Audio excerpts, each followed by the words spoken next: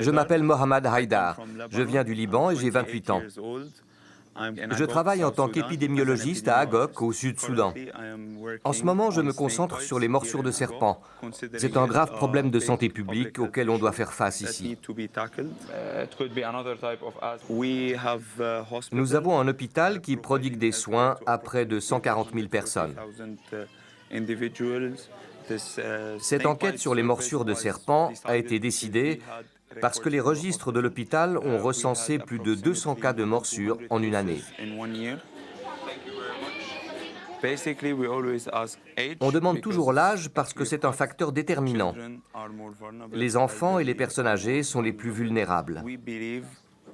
Et puis les gens qui travaillent dans les champs d'herbes hautes où les serpents se cachent généralement sont particulièrement exposés.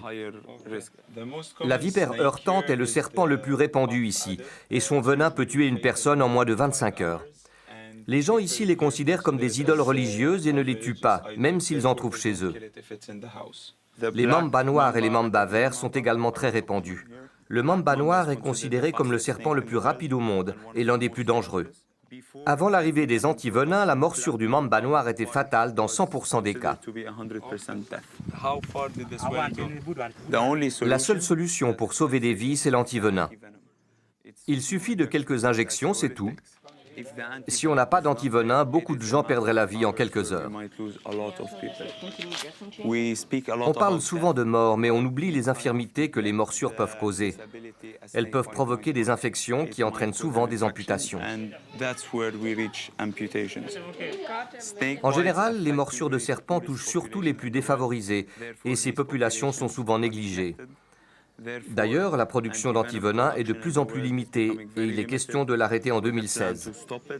Certes, c'est un médicament très cher, mais il permet de sauver des vies. Je travaillais en tant qu'assistant de recherche pour l'une des plus prestigieuses universités de Beyrouth. On y fait beaucoup de recherches. On fournit de nombreuses données, mais je n'ai jamais vu ces données mises en pratique. Ici, ce qu'on fait a un impact direct sur le terrain. Les commandes de tel ou tel médicament arrivent parce que tu as identifié une certaine maladie dans la communauté. Finalement, j'ai décidé que c'est ce que je voulais, voir des résultats en direct sur le terrain pour le bien de la population. Il faut être rapide, il faut être efficace pour sauver des vies. Le travail lui-même est gratifiant.